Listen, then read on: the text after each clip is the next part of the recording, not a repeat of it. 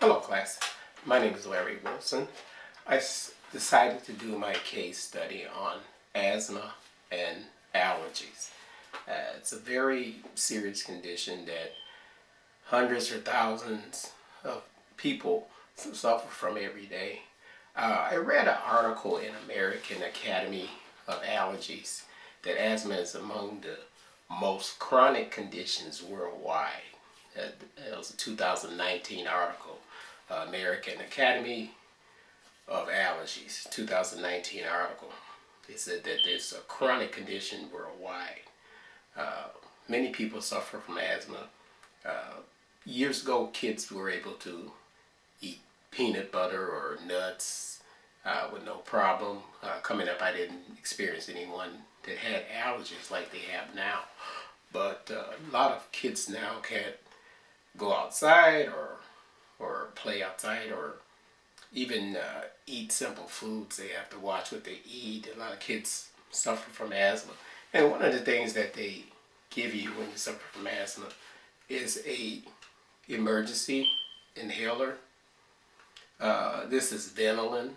It's prescribed by your doctor in the event that you have an asthma attack. Usually people with asthma, they carry this around with them. I myself have asthma, so I carry this around with me all the time.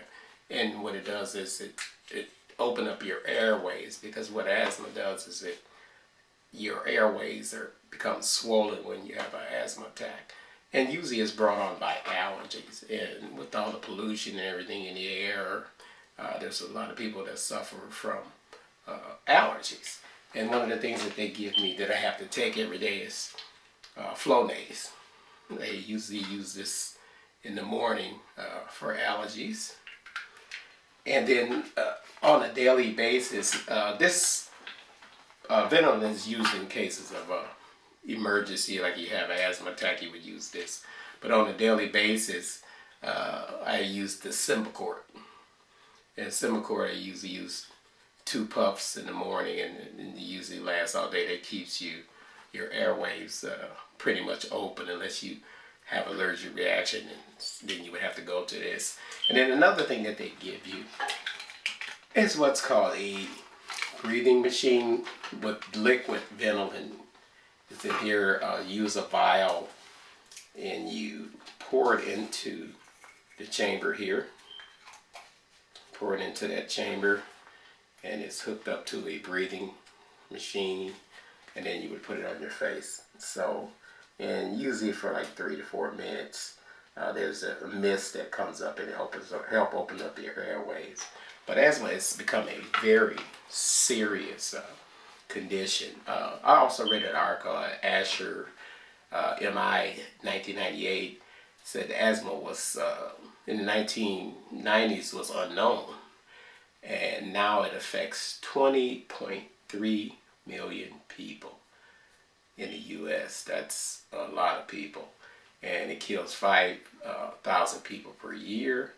From 1990 to 1994, children under the asthma increased 75%. With children under the age of 5, saw an increase of 160% in the same year. So that's a big jump. So a lot of people are suffering from asthma, allergies. Some people can't go outside, they can't eat certain foods. Sometimes you can go and see an allergist, and they'll try to figure out what causes your allergic reactions. There's a number of things that could cause it. You could have it from dust at home, or pollen counts.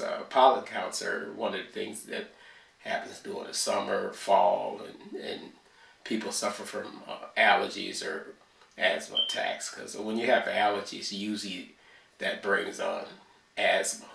I read an article, a 2015 article for Asthma Today, that asthma grew in the 1900s. Only in the 1960s that the healthcare experts recognized asthma as an inflammatory disease that causes swelling in your airways, and you have problems breathing. That's why you would need the breathing machine, the breathing treatment that you would use, and the other, the Flonase and the emergency inhaler. That asthma today article is from 2015. So there's still research and there's no cure for asthma, but it is controlled with the means that I showed you, the different medications that they have. So if you take your medications on a different on a regular basis, and if you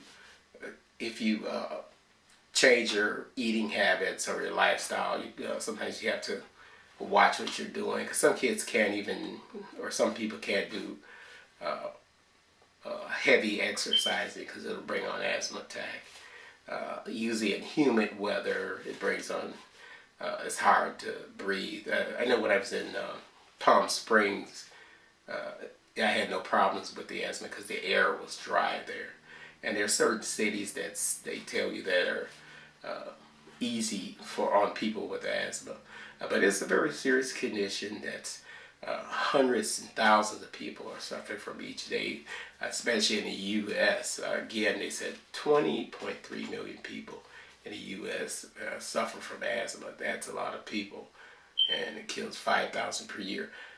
But what you have to do is make sure, if you have asthma or you know anyone that has asthma, because they can't really be around a lot of smoke, like secondhand smoke is really bad for people with asthma or allergies, things of that nature. So they have to make sure they're away from things like that. So what we want to do, or what we can do, is make sure we keep pollution, pollen under control. And one of the things we can do that by is recycling. Make sure the landfills are properly kept.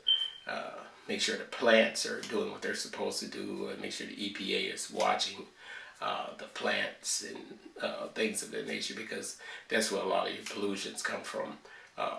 Manufacturing plants, automobiles. Years ago, people only had one car. The average family had 2 or more cars. So that's a concern as far as clean air concerned. So that was my case study. So if you have asthma, make sure you take your medication and healthy breathing. Thank you. Have a good